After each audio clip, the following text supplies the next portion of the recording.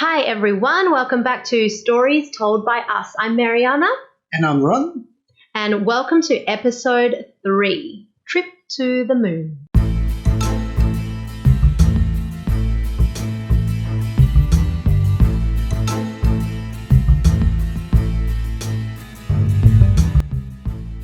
Sound intriguing? No? Yes? Yes. Yeah. You know, you're asking me. No. Yeah, what is it about? Okay, so this story is something a little bit different from the first two that we've done. This is a little bit of a funny one. And I came across it, let me start again. When I came across it, it kind of made me think of how different our lives are from one person to the next, and how people use their money, I guess. People that have a lot of money, how people use it compared to us, which pretty much just go to the shops and buy food. I'm rich. In my you? imagination, I actually picture myself a very rich, good-looking guy, and I'm just neither of them. Oh, sad. Okay, so let's get started. So our story takes place in the only place that weird things really do happen. No, wait, I take that back. Lots of countries have weird things, but this country has lots and lots of weird things, and that is Japan. Japan does so many funny things. So many weird Might things. be weird, but so funny. Yeah. Have you seen those Japanese shows where they do like pranks? Tetris is my favorite. Yeah. Where they have to go in the little Human Tetris.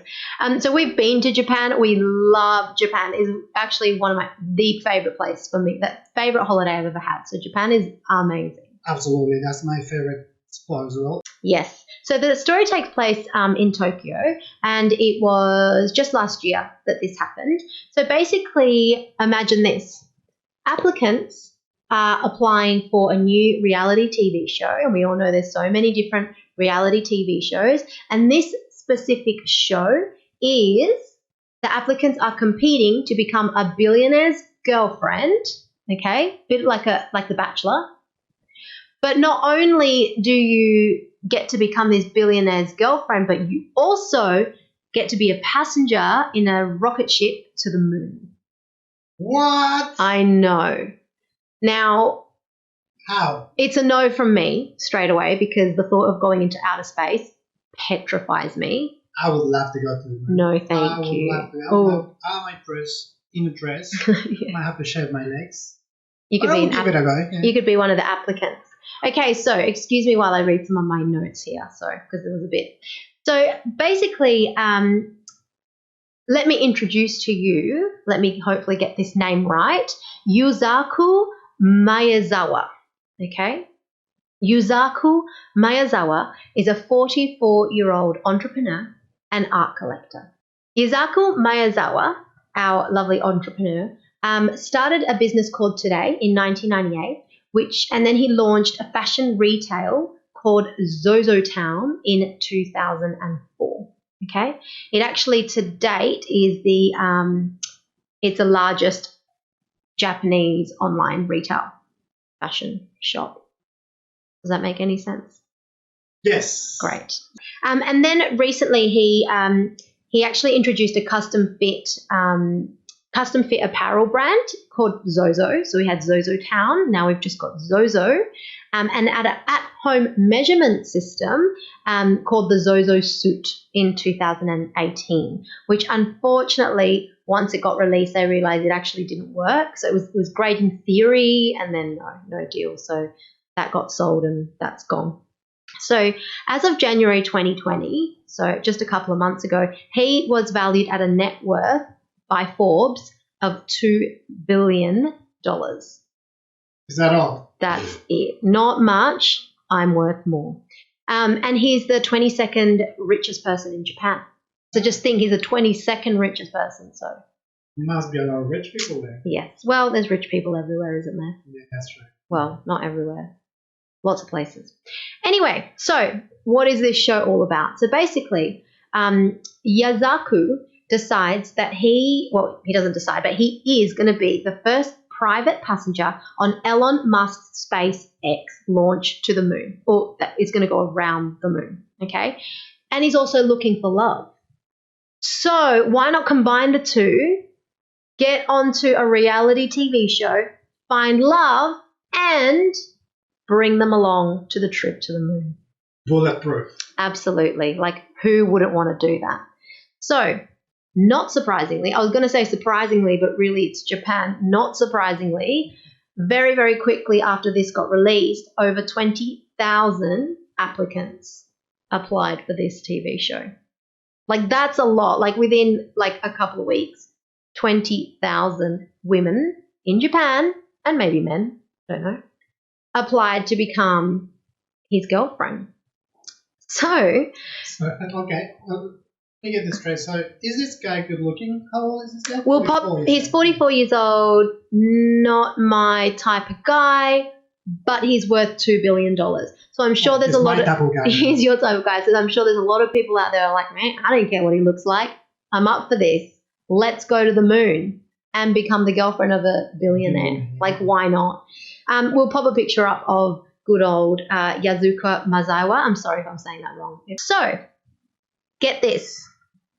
As part of the application process, the applicants had to do a love diagnostic test. Okay, I like it. Just to see if they're compatible. Oh, okay, with that.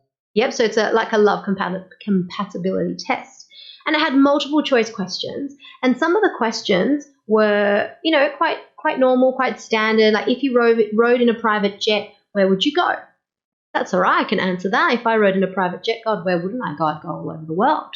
That sounds like a normal question. And then there was another question which I thought was great. I thought it was really a really great way of narrowing down the applicants and making sure that, they select the correct girlfriend for him. And it was, if Maezawa farted in front of you, what would you say? That smells amazing. What a great question. I'm sure that question will really, bring out the best applicants for him, for sure. All right? What do you say when I fart in front of you? I don't say anything. I whack you. Yeah. Basically. Get the fuck out of the room. Oh, no, I don't say that. I do. I do say that. Yeah. So what's lovely about this is when they answer, so when the applicant answers a question, answer. I like to change it up. Answer the question. It will, a little picture of Yuzaku will appear on the screen with either a sad face or a happy face according to the score. Great. We love it? You love it. We love it. I'm picturing this. Yeah, we're loving it. Yeah, absolutely. I'm awesome. willing to see a picture of this guy. Yeah. Right now. He's just like, no, that's going to, I was just going to say stock standard Japanese. That is not a thing. I'm sorry. I don't mean that at all. So this basically, there is like a TV network.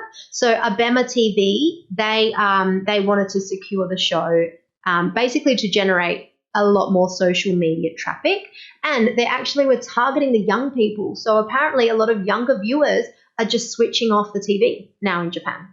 The end, not watching TV. I must admit, I think I'm assuming this is like a free-to-air TV type thing. Like, it's not, obviously not on Netflix or Foxtel or what, I don't know, pay TV. So basically it's just like free-to-air TV. And I must admit, besides from watching the news every now and again, and only because of the coronavirus, I never watch free-to-air TV. I cannot tell you last time I actually watched it. Maybe last night, but it was by accident. Yeah. It's just not a thing anymore, like what it used to be. We used to watch TV all the time. Like, that was all you watched unless you paid for Foxtel. And now it's just, I just watch Netflix. And listen to podcasts. That's pretty much it. Told by us. Yeah, I listen to that all the time.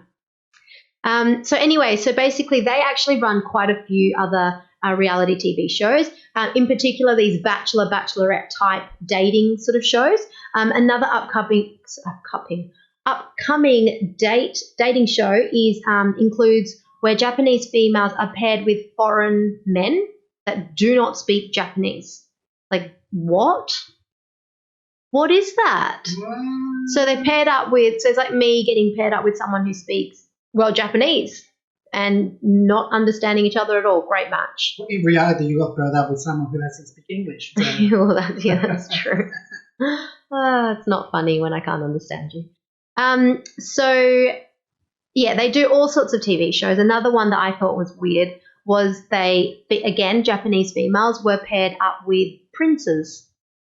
Like actual princes from other countries that were way younger than them, like a good 15, 20 years younger than them. Like the princess were younger, or the No, the women. the women that were paired up with the princes.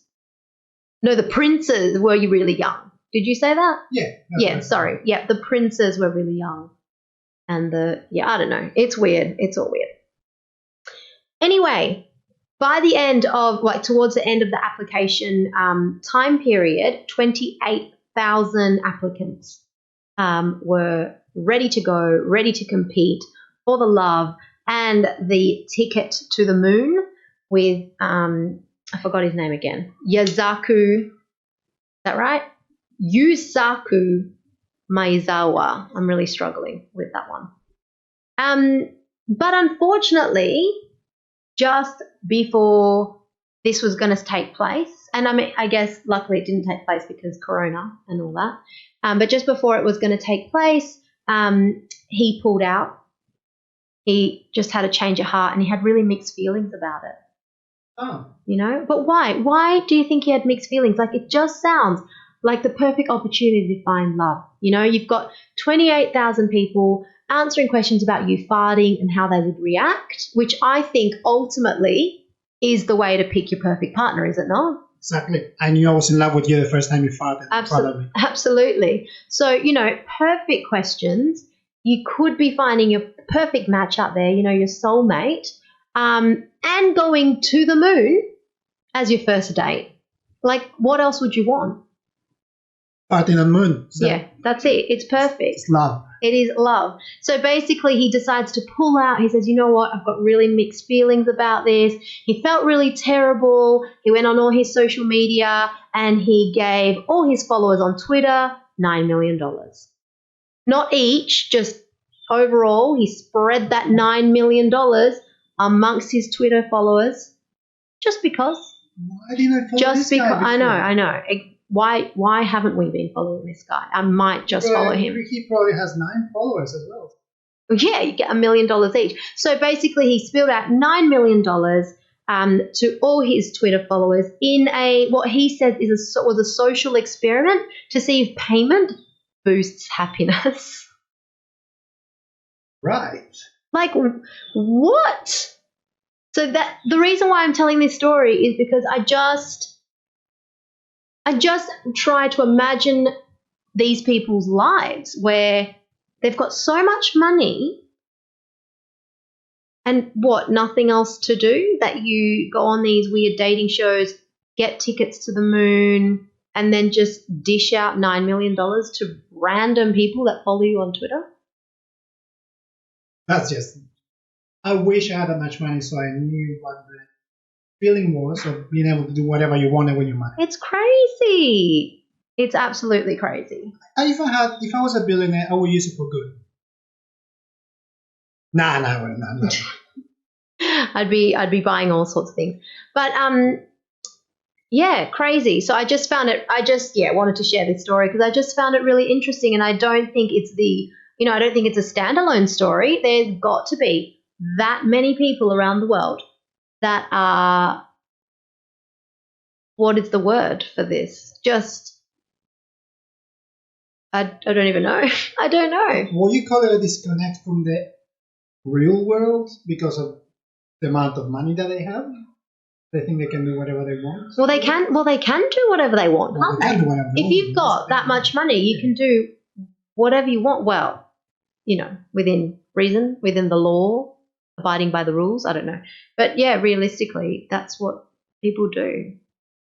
What do you guys do? What would you guys do if you had $20 billion? No, $2 billion. $2 billion is worth. Random. And even his this man's, like, I get the retail fashion business, but what is this custom measured at home measurement suit system? Like what is that? A measuring tape? Yeah, what we poor people know as a measuring tape. Yeah, really random. So it was a very short episode.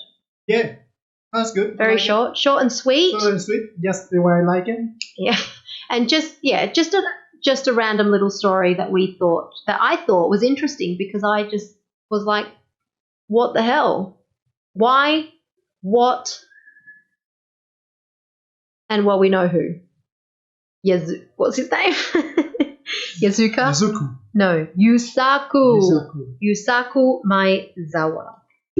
All right, guys. We will see you next week with another episode of Stories Told by Us. Don't forget to tune in and follow us on Instagram. We have an Instagram account. New Instagram account at Stories Told by Us.